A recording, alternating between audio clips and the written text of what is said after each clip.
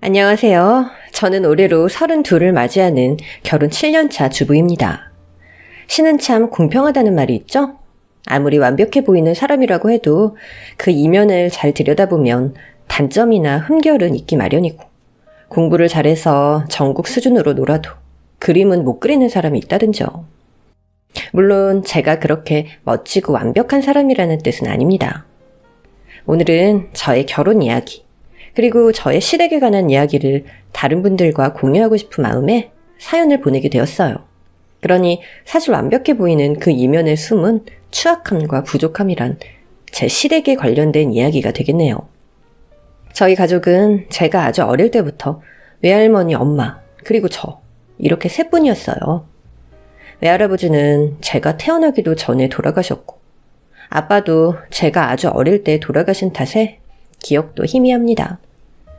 요즘에도 그런 사람이 있나 하는 사람들도 계시겠지만 20, 30년 전, 특히 큰 도시가 아닌 작은 동네에서는 여자 혼자 아이를 키우는 걸 터부시하는 풍조가 있었어요.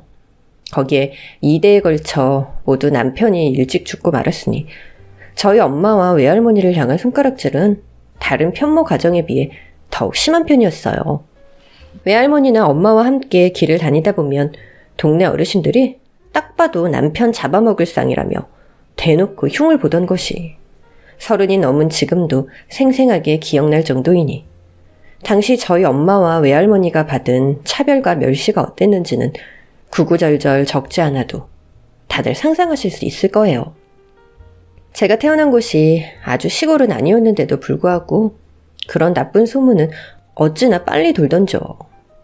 저희 엄마와 외할머니는 제가 아빠 없는 애 소리를 들으며 자라지 않게 하기 위해 최선을 다했지만 주변의 손가락질은 더욱 심해졌고, 거기에 사정을 잘 모르는 사람들로부터 들리는 편모 가정에 붙는 딱지들까지.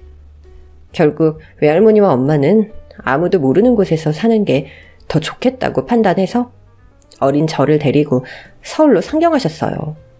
물론 서울에 왔다고 해서 한부모 가정, 여자들만 3대가 모여 사는 집에 관한 소문이나 편견이 사라지는 건 아니었지만, 그래도 할머니나 엄마는 차라리 아주 모르는 사람들이 그러는 게 마음이 편하다는 말을 입버릇처럼 하곤 하셨었죠. 그리고 그렇게 밖에서 나쁜 소리가 들릴 때마다 저희 가족은 더욱 똘똘 뭉쳤어요. 서울로 상경한 저희 엄마는 몸이 불편하신 외할머니와 한창 자랄 나이인 저를 부양하기 위해 파출부일을 시작하셨어요.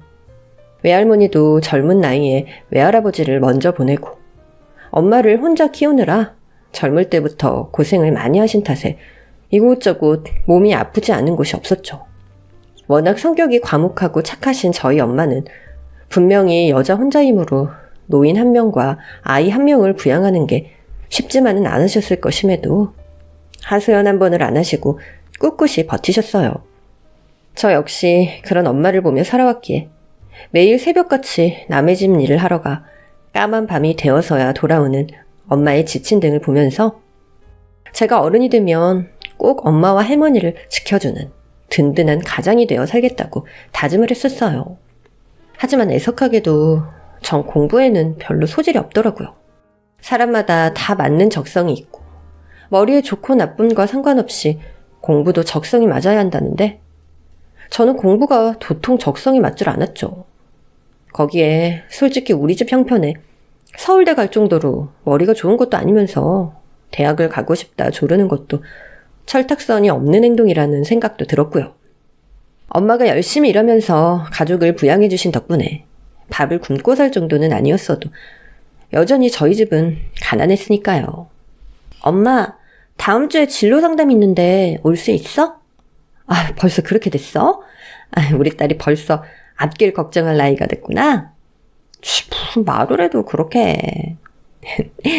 내가 사모님께 미리 말씀드려서 꼭 그날은 시간 빼놓을게. 아, 무리해서 올 건 없어. 뭐 별것도 없는데. 우리 딸 일인데 엄마가 꼭 가야지. 그래, 대학 어디 갈진 정했어? 엄마, 나 사실은 대학 안 가려고. 그게 무슨 소리야? 아, 등록금 때문에 그래? 엄마가 많지는 않아도 저축해 놓은 것도 있고, 요즘은 뭐 학자금 대출 이런 것도 있다잖아. 대출 받으면 그건 또 어느 세월에 다 갚을 건데?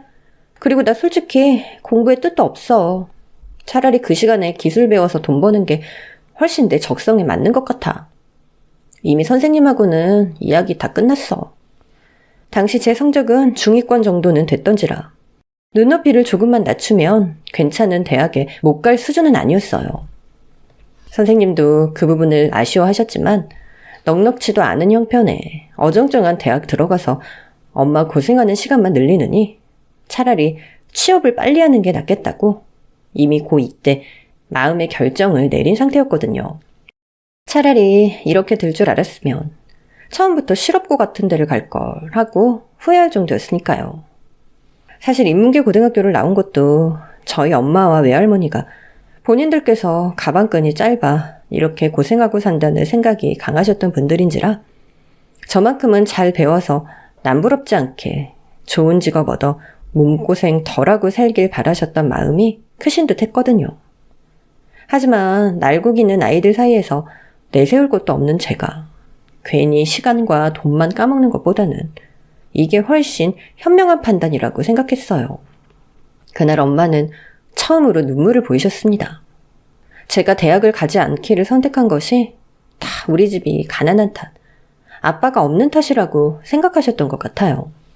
어렸던 저는 엄마를 무슨 말로 위로해드려야 하나.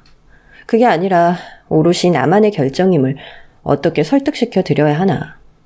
그 오밤중에 깊은 고민만 하다가 결국 아무 말도 못했죠.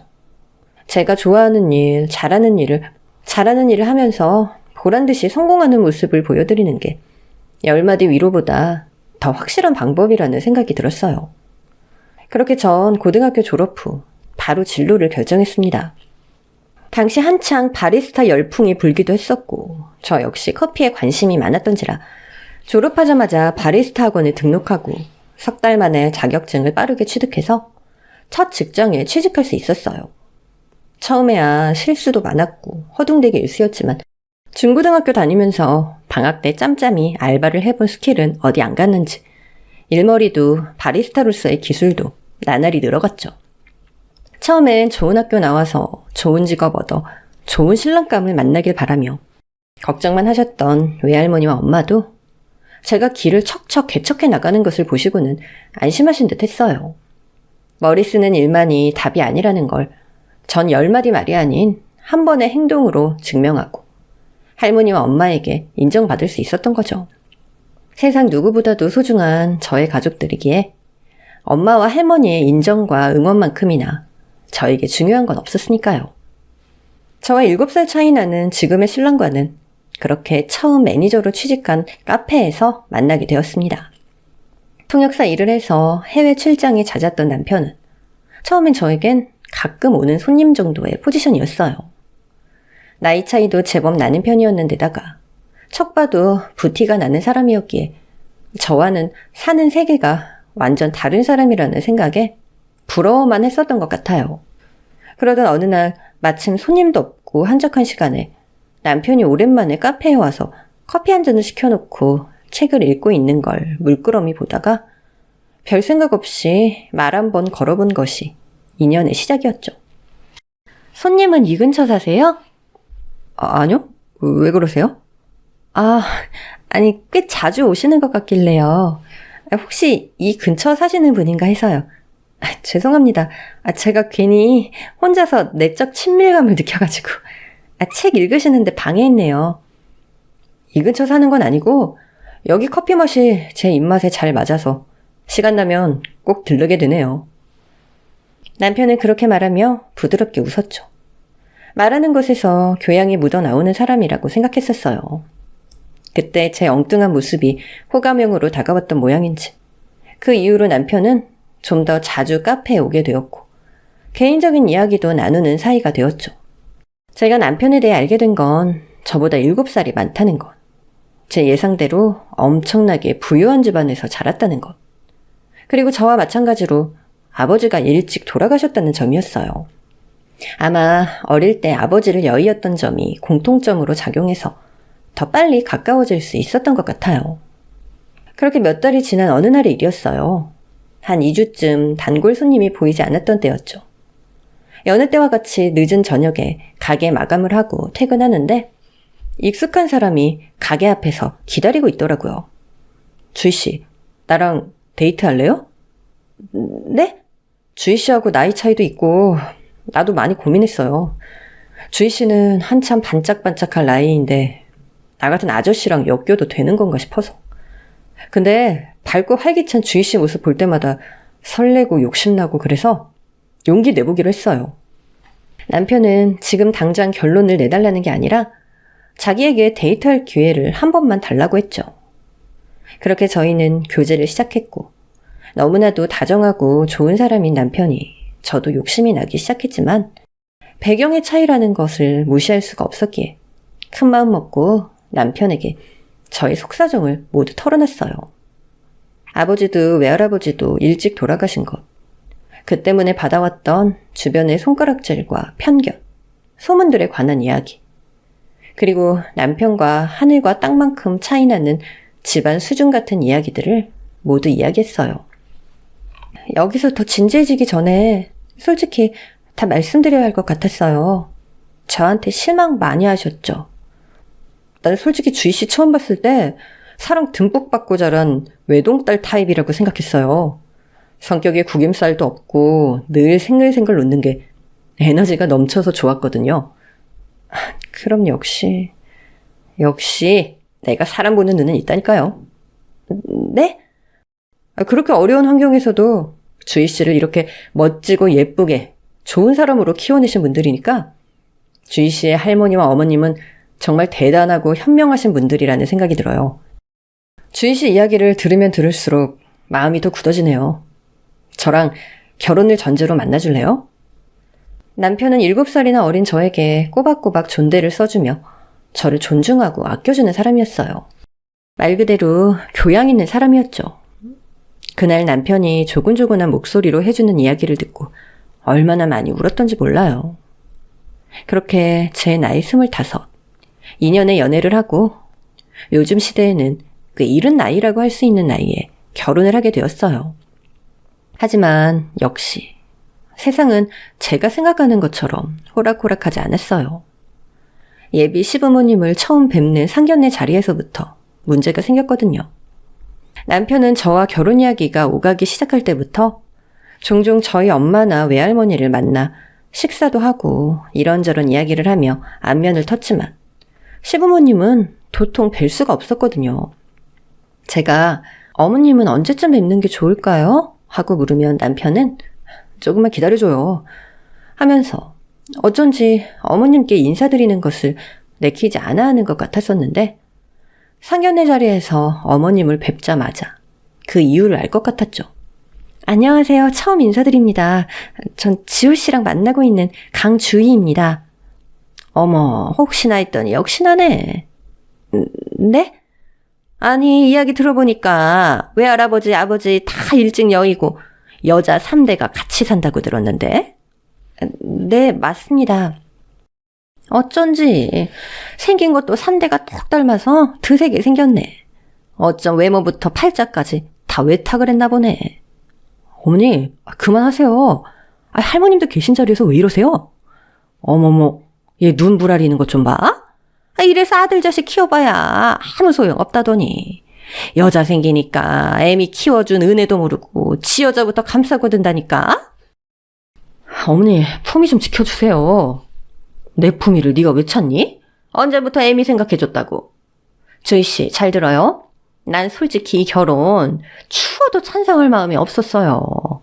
그런데 지우 얘가 결혼 허락 안 해주면 2년을 끝내 만회하며 난리도 그런 난리가 없을 정도로 때를 써대서 어쩔 수 없이 이 자리에 나온 거야. 솔직히 고등학교밖에 못 나온 학벌인데다가 직업도 뭐? 바리스타? 영어로 표현하면 뭐 있어 보여? 물장사는 하는 거지.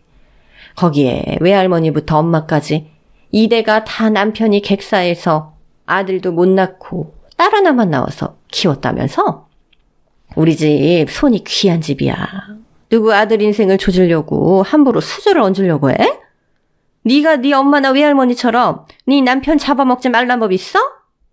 숨도 안 쉬고 속사포처럼 뱉어내시는데 저는 무슨 랩이라도 하시는 줄 알았어요.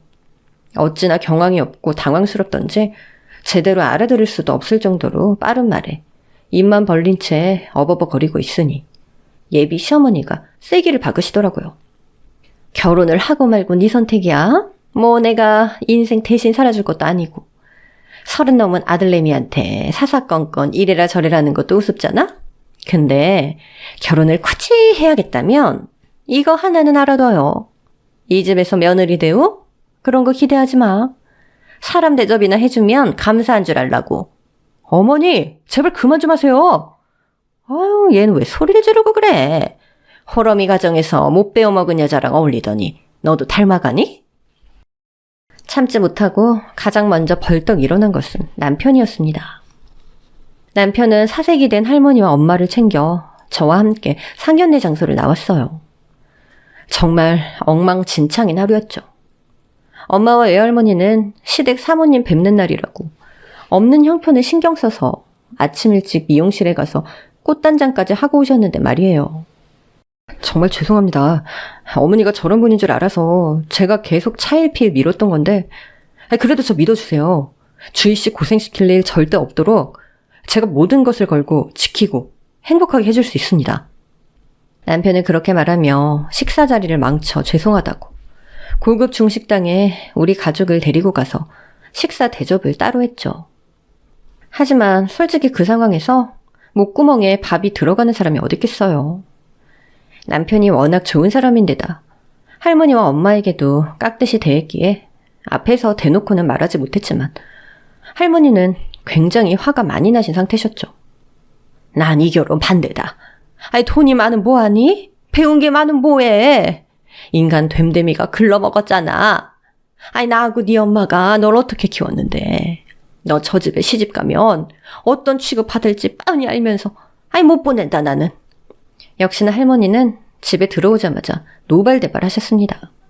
하지만 엄마 생각은 좀 다르셨던 모양이에요. 그래도 엄마 생각해봐요. 우리 주희가 또 언제 이렇게 조건 좋은 남자를 만나겠어요. 너 그렇게 인생을 살고도 몰라?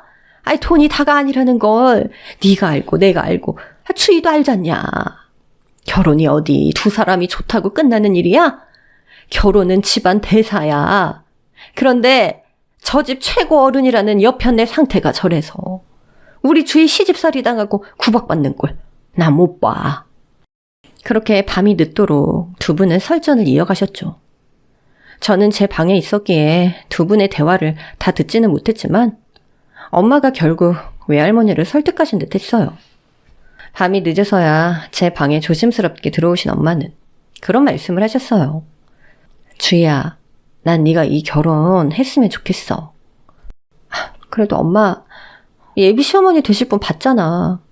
나만 무시당하면 괜찮은데 엄마랑 할머니까지 무시하고 거기에 돌아가신 아빠랑 외할아버지 이야기까지 꺼내서 모욕 주는데 난 잘 모르겠어. 내가 당하는 수모는 괜찮지만 우리 가족을 멸시하는 건 나도 못 참아. 주희야, 그래도 유서방이 널 얼마나 끔찍이 아끼니. 유서방이 네 할머니랑 내 앞에서 약속까지 했잖아. 무슨 일이 있어도 널 지켜주겠다고. 믿어보자, 응? 엄마, 솔직히 말하면 네가 언제 또 유서방 같은 남자를 만나겠어.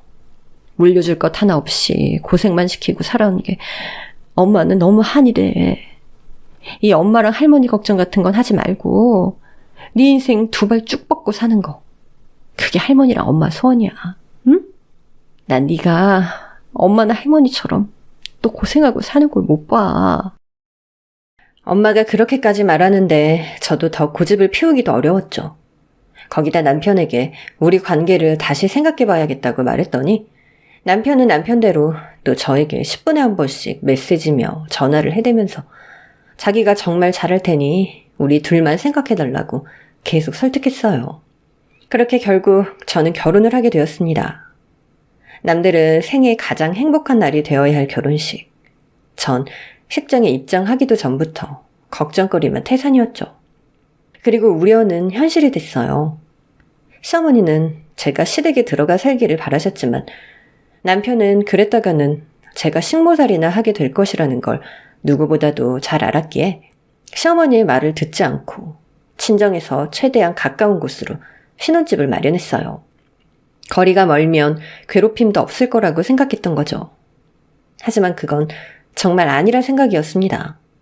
시댁 식구들의 횡포는 정말 무엇을 상상하든 그 이상이었거든요.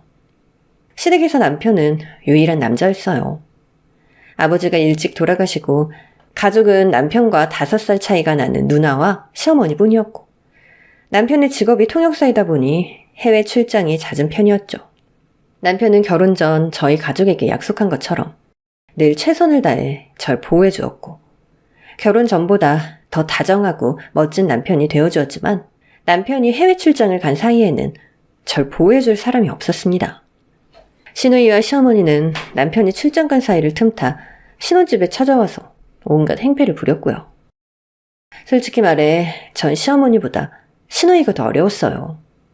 저와는 띠동갑 차이라 사실상 언니가 아닌 이모뻘이나 다름없었는데다가 혼내는 시어머니보다 말리는 시누이가 더 밉다고 대놓고 싫은 소리는 안 해도 은근슬쩍 교양 있는 척 사람 돌려가는데 정말 기지였거든요. 어머어머 얘 좀 봐. 얘 너 꼴에 가정부도 쓰니? 전 괜찮다고 했는데 유서방이 그렇게 하자고 해서 어머 얘 너 남편 탓하는 기술이 날이 갈수록 좋아진다? 그따위 버릇 누가 가르치든 네 엄마가 가르치든 아무튼 이래서 못 배운 것들은 이거 뭐야? 이거 내가 사려고 했던 백인데? 유서방이 출장 다녀오는 길에 사다 줬어요. 전 괜찮다고 했는데 형님 마음에 드시면 가져가세요. 내가 지호한테 무슨 욕을 들으려고. 혹시 너 일부러 그러는 거야? 가족 사이에 이간질 시켜서 틀어지게 만드는 것이 목적인가? 무슨 말씀을 그렇게 하세요? 아니 그렇잖아. 지호가 결혼 전엔 엄마랑 누나를 끔찍이 생각하던 앤데 결혼 후엔 바쁘다는 핑계로 전화도 안 받는다니까? 우리 올케 너무 부럽다. 이게 바로 현실판 신데렐라. 인생 역전 아니겠어? 여기에 애까지 하나 낳으면 재산도 뽀조리 꿀꺽할 거고 나도 이렇게 돈 많고 나만 끔찍이 아껴주는 남자 만나서 손에 물 한 방울 안 묻히고 사는 게 꿈인데 이미 우리 집 스펙이 있다 보니까 눈높이에 맞는 남자 찾기가 너무 힘드네? 어머 얘 좀 봐. 얘 너 시어머니 보는 앞에서 올케한테 쌍욕이라도 하겠다? 어디서 눈을 보라려 이 싸가지 없는 년아. 이런 식이었죠. 남편이 출장 갈 때마다 시어머니와 시누이는 어디서 소식을 듣고 오는지 굳이 찾아와서 이런 식으로 사람을 정신적으로 괴롭혔습니다. 남들은 정말 결혼 잘해서 시집살이도 안 하고 가정부까지 고용해가며 내 취미생활하며 사는 데다 남편까지 해외 출장이 자주 있으니 정말 고생거리가 없겠다며 부러워했지만 솔직히 전 잦은 해외 출장으로 제 곁을 떠나 있는 날이 많은 남편이 밉고 서운하기까지 했었어요. 남편 잘못도 아닌데 말이죠. 또 출장이에요? 이번엔 얼마나 있다 와요? 글쎄 변수가 있기야 하겠지만 이번엔 2주쯤?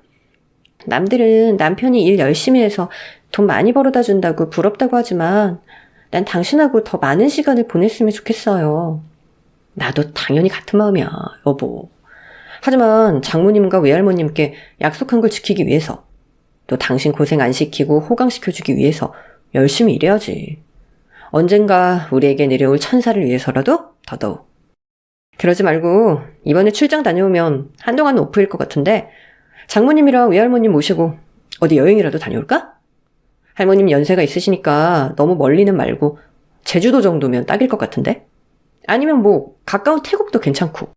시어머니와 시누이가 남편이 없을 때마다 찾아와서 무슨 짓을 하는지 제가 일일이 다 말한 건 아니었어요. 안 그래도 바쁘고 힘든 남편에게 그런 스트레스를 주고 싶지 않았거든요. 하지만 제가 말하지 않아도 대충 눈치를 채고 있던 남편은 예전보다 더 많이 저를 아껴주었고 더 신경 써줬어요.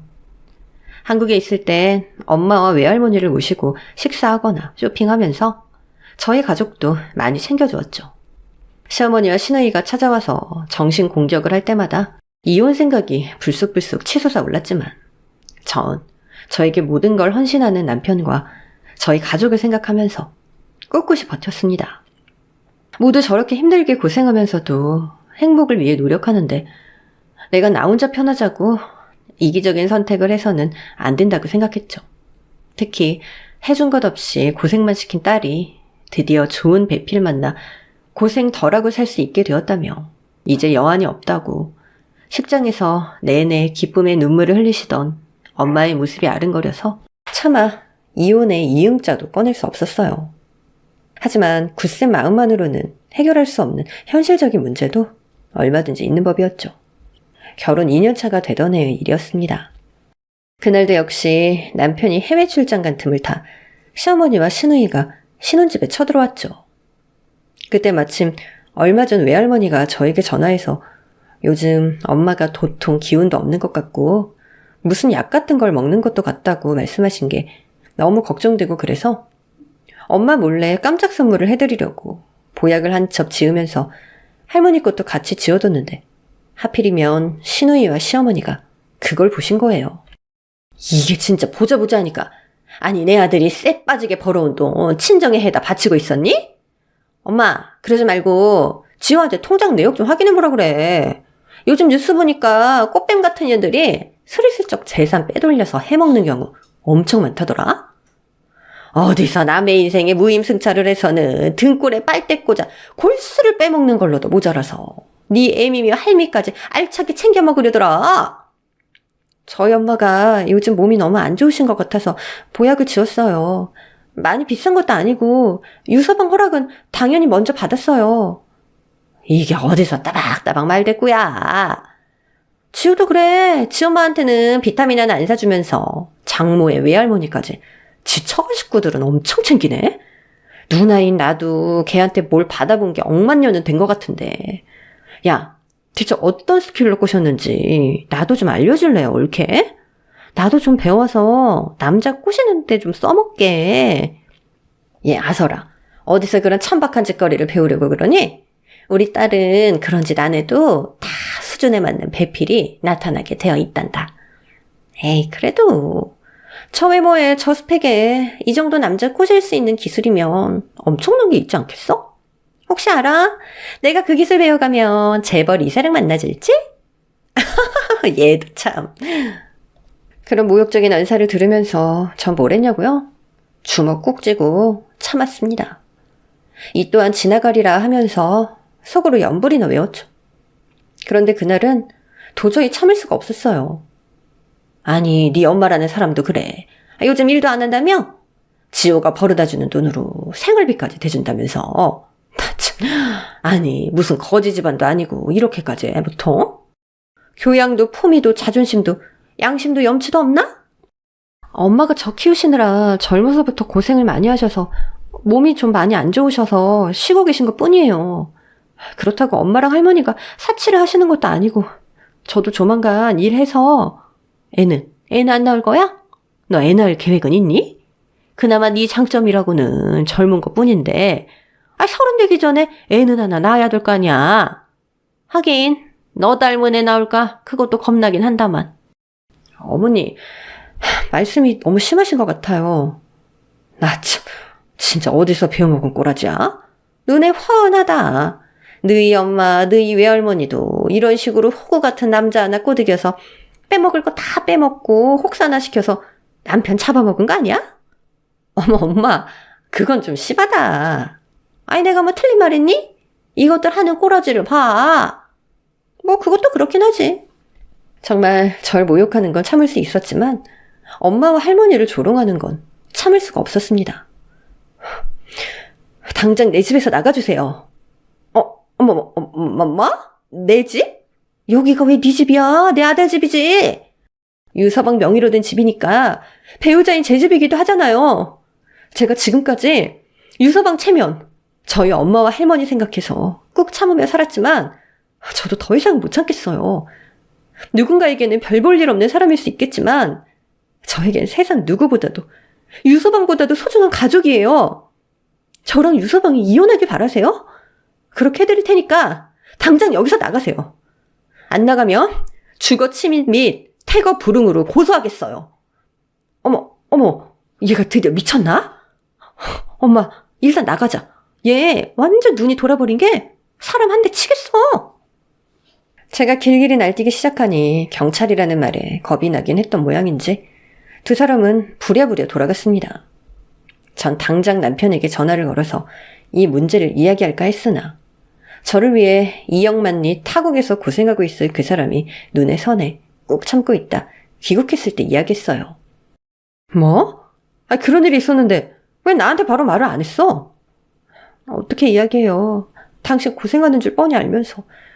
그렇다고 바로 귀국할 수 있는 것도 아닌데 괜히 스트레스만 주고 싶지 않았어요. 내가 알았으면 당장 귀국했을 거야. 안 되겠어. 내가 지금 당장. 그러지 말아요, 여보. 나 솔직히 이제 당신 집안 사람들하고 말도 섞기 싫어요. 이런 말 당신 입장에선 어머니고 누나니까 힘들 수도 있겠지만 난 솔직히 영 끊고 살고 싶어요. 그렇게 하자. 나도 당분간 휴직할 테니까 당장 이사하고 전화번호도 다 바꿔. 어머니에게는 내가 당신 곁에 얼씬도 하지 말라고 직접 이야기할 테니까. 당신은 2번 다시 그 인간들하고 말 섞을 필요도 없게 해줄게. 남편은 너무나도 흔쾌히 그러자고 했어요. 아니, 오히려 저보다 더 화를 내주었죠. 그렇게 저와 남편은 급하게 새 집을 얻어 이사했고 남편이 본인 가족들에게 2번 다시 얼씬이라도 했다가는 바로 고소하고 접근 금지 명령까지 신청할 거니 2년 끊고 살자고 으름장을 놓았다고 해요. 그렇게 우리 가족의 삶은 평온을 되찾는 듯 했습니다. 원래 행사처럼 찾아와 행패 부리는 사람이 없으니 진짜 10년 묵은 채증이 싹 가시는 것처럼 기분이 홀가분했어요. 시어머니와 시누이가 찾아오질 않으니 저도 남편이 해외 출장 가 있는 동안은 할머니와 엄마와 함께 오래 시간 보낼 수 있어 너무 좋았죠. 하지만 행복은 오래가질 않더라고요. 1년 전부터 계속 할머니가 엄마 몸이 안 좋은 것 같다고 무슨 약을 먹는 것 같다고 해서 저도 엄마에게 몇 번이나 물어보았지만 엄마는 그때마다 관절염이 도져서 진통제를 먹는 거라고만 하셨거든요. 그래서 몸에 좋다는 보약도 잔뜩 지어드리고 병원에서 물리치료도 받게 해드렸지만 차도가 보이질 않았어요. 그러던 어느 날 전 엄마가 침대 밑에 몰래 숨겨둔 엄청난 양의 약통과 약봉지를 발견하고야 말았습니다. 엄마가 깊은 낮잠에 빠져 계시길래 그 틈에 쉬엄쉬엄 청소나 할까 하다가 발견하게 된 거죠. 엄마, 이게 다 뭐야? 아유, 주희야. 그러니까 엄마가 할 테니까 두라니까. 지금 그게 문제야? 이거 다 뭐냐고. 엄마, 사실 유방암이래. 그랬습니다. 이미 엄마는 2년 전 저와 남편 사이에 결혼 이야기가 오갈 때쯤 유방암 진단을 받으셨다고 해요. 남편과의 결혼을 덮어놓고 찬성했던 이유가 자신이 없는 세상에서 살아갈 제가 너무 걱정이 되어 시집이라도 좋은 데로 가는 걸 보고 싶으셨던 거였죠. 다행히 엄마의 암은 초기에 발견이 되어서 약물 치료만으로 차도가 있었지만 완치가 되지 않고 지지부진 시간을 끌다 최근 들어 갑자기 진행이 빨라져서 3기 직전까지 진행되어 수술이 필요한 수준까지 갔던 거예요. 미련하고 멍청했죠. 엄마가 이렇게 고통받고 있는 것도 모르고. 왜 말을 안 했어? 지금 당장 수술 날짜 잡자, 어?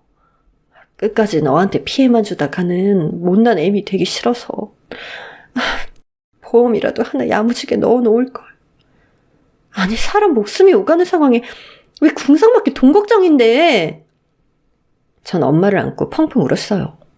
그냥 너무 속상하고 다 내 탓인 것 같고 엄마에게 미안하고 너무 안쓰러웠죠. 이런 순간에도 돈 걱정하는 우리 엄마. 죽음이 지척에 다가온 와중에도 딸 걱정부터 하는 엄마가 너무 안쓰럽고 미안해서요. 그렇게 전 바로 이 사실을 신랑에게 알렸고 남편 역시 부랴부랴 귀국을 서둘러 엄마의 수술 예약부터 간병까지 물심양면으로 곁을 지키며 도와준 덕분에 엄마는 수술을 무사히 마칠 수 있었습니다. 차도가 좋아 생각보다 일찍 퇴원하게 되어 통원치료를 시작한 엄마에게 간병인까지 붙여주면서 남편 역시 엄마를 위해 최선을 다해줬죠. 이 남자가 없었으면 지금 내 삶은 또 어땠을까 하는 생각이 들 정도로 너무 고마웠어요. 순간이나마 이혼을 생각했던 제가 미울 정도였죠. 근데 엄마의 퇴원 준비를 하면서 남편이 그러더라고요. 누나가 결혼을 한다네. 그래요? 그래, 무슨 낯짝으로 연락을 했는지. 그래도 누나 결혼식인데 하나뿐인 동생이 와야 하지 않겠냐고 하는데 난 됐다 그랬어. 나 신경 쓰지 말고 당신이라도 다녀와요. 됐어. 나도 그 사람들한테 학을 뗐으니까. 신경 쓰라고 한 말 아니야. 그냥 전화가 와서 당신한테도 보고하는 거지. 장모님 편찮으셔서 우리 그럴 여력 없다고 딱 잘라 거절했으니 걱정 마. 솔직히 말해 그 사람들 성격에 그냥은 안 넘어갈 줄 알았는데 의외로 그 이후로 남편에게 또 전화를 걸어 괴롭히고 그러진 않았던 모양이더라고요. 하지만 우리는 몰랐던 거예요. 인간성을 상실한 인간들이 끝장을 보려고 하면 어디까지 막장으로 갈 수 있는지 말이에요. 남편이 은연중에 한 말로 엄마가 암 수술을 하고 회복 중이라는 사실을 알게 된 시누이와 시어머니가 말도 안 되는 짓을 벌일 계획을 세우고 있었다는 걸 저희 가족은 꿈에도 몰랐던 거죠. 남편에게 그렇게 크게 망신당하고 의절선언을 당한 시어머니와 시누이는 그 후로 계속 그것에 앙심을 품고 어떻게든 저와 저의 가족에게 복수할 기회만 엿보고 있었던 것 같아요. 연락도 안 하고 찾아오지도 않으니 이젠 진짜 고생 끝이다 싶어서 속편하게 생각했던 제 잘못일까요? 남편은 엄마가 통원 치료도 무사히 해내시는 것을 확인하고 다시 비행기에 올랐고 남편이 고용해준 간병인이 24시간 상주를 하고 계셔서 전 엄마 집으로 오가며 간병을 돕고 있었어요. 마음 같아서는 제가 상주하면서 돌보고 싶었지만 엄마가 한사코 그러지 말라고 하시니 엄마 마음 불편하게 해드리고 싶지 않아 출퇴근을 하고 있었죠. 그런데 어느 날 간병인에게 전화가 와서 받아보니 엄마가 아침에 갑자기 어딜 다녀오겠다고 하시길래 산책이라도 하시나 싶어 보내드렸는데 밤이 늦도록 안 돌아오신다고 하는 거 아니겠어요? 당황한 전 바로 엄마에게 전화를 걸었습니다. 그리고 충격적인 사실을 들어야만 했어요. 엄마, 지금 어디야? 이 시간까지 그 몸으로 어딜 간 거야? 너 모르고 있었니? 아니, 사돈 어른이 너한테 이미 말을 했다고 하셨는데. 사돈? 그게 무슨 말이야? 나 그 집안이랑 연 끊고 산 지 1년 넘었어. 뭐? 그럼 그게... 엄마, 무슨 일이 일어나고 있는 건지 이야기해줘.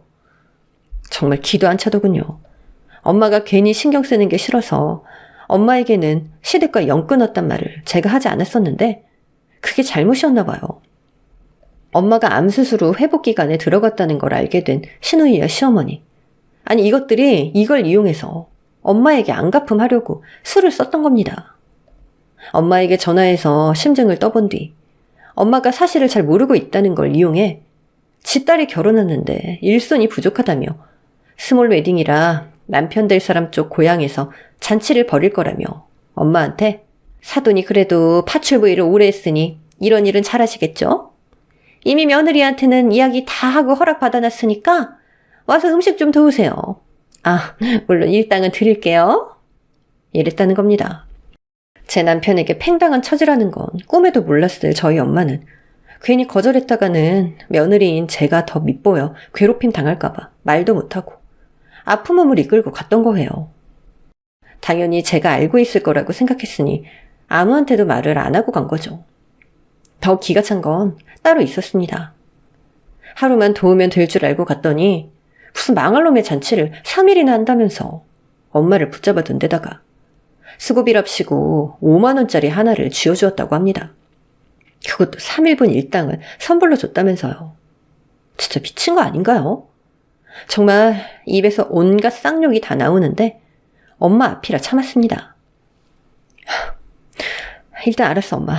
내가 데리러 갈 테니까 그 미친 인간들한테는 나랑 통화한 거 이야기하지 마. 주희야 뭘 어쩌려고 그래. 눈에는 눈, 이에는 이 아니겠어? 전 전화를 끊자마자 이 사실을 바로 할머니께 먼저 말씀드렸어요. 연락을 받은 남편도 노발대발하며 귀국을 서두르겠다고 했죠. 할머니도 이를 부득부득 하시며 이상 것들 내가 당장 머리채를 다 뜯어서 땡중처럼 만들어 놓을 거야 하며 어찌나 화를 내시던지요. 그렇게 저와 할머니는 새벽같이 엄마가 알려준 시골 잔치집으로 차를 몰고 갔습니다. 도착해서 보니까 정말 가관이더군요. 결혼잔치가 아닌 무슨 굿거리 판처럼 버리고는 시누이 새남편이라는 사람은 백발이 성상한 할배더라고요. 전 차에서 내리자마자 빠른 걸음으로 척척 걸어가서 그 미친 여자들 앞에 떡하니 섰고, 두 여자는 저를 보자마자 기겁하면서 처먹던 떡을 입 밖으로 뱉어내더군요. 어머 형님, 결혼하신다고 저한테도 말씀을 좀 해주시지 그랬어요.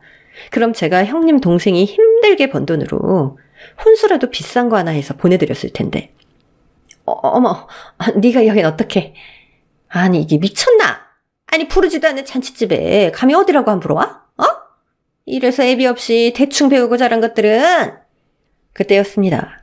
소란을 듣고 저희 엄마가 구부정한 몸짓으로 새하얗게 질린 안색으로 손에 묻은 물기를 앞치마에 닦으며 저편에서 오시더라고요. 그걸 보자마자 폭발하신 외할머니가 시어머니 머리채를 잡고 마구 흔들기 시작했습니다. 이 쌍것들이 감히 내 딸을 이따 이러대 해? 야 이년아, 네 딸만 중요하냐? 내 딸도 중요해.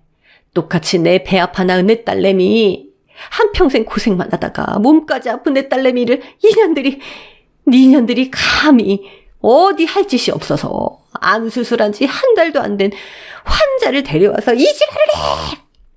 정말 팔순이 넘어 숨만 쉬어도 여기 결리고 저기가 아프시다던 할머니가 그렇게 불같이 화를 내시는 모습에 저까지 경악했지 뭐예요. 저와 할머니는 저희 엄마가 아픈 몸으로 만들었을 음식들을 전부 다 뒤집어 엎어버리고 결혼잔치를 개판으로 만들었습니다. 주변에 있던 사람들은 이게 무슨 일인가 싶어서 남의 집 불구경 하듯 구경이나 하고 있고, 시어머니와 시누이는 얼굴이 시뻘개져서 당장이라도 쥐구멍에 숨고 싶어 하더라고요. 통쾌했냐고요? 통쾌하기만 했을까요? 이 꼴이 나기 전 진작에 들어엎지 못해 이 일이 벌어진 것 같아서 엄마에게 너무 미안했어요. 저녁이 다 되어서야 도착한 남편 역시 질질 짜고 있는 두 여자 앞에 단호하게 나섰습니다. 사람은 고쳐 쓰는 거 아니라고 하더니 어떻게 이렇게까지 하실 수 있어요? 장모님 편찮으신 거 몰랐던 거 아니잖아요. 정말 모른 척하지 않고 키워준 은혜 저버리지 않으려고 노력했는데 이젠 저도 도저히 못 참겠습니다. 전 제 가정을 지키기 위해 살겠어요. 두 번 다시 돌아가시는 그날까지 별일 없을 겁니다, 어머니. 남편은 그렇게 비장하게 말하고는 엄마와 할머니를 모시고 저와 함께 다시 서울로 돌아왔어요. 후에야 들은 이야기지만 사실 시어머니는 남편의 친어머니가 아닌 계모였다고 해요. 원래부터 몸이 약했던 친어머니가 남편을 낳고 얼마 안 되어 돌아가시고 아이에게 엄마가 필요할 거라는 생각에 아버님께서 재혼을 하셨으나 아버님마저 사고로 일찍이 돌아가시는 바람에 계모의 손에서 자라게 된 거였죠.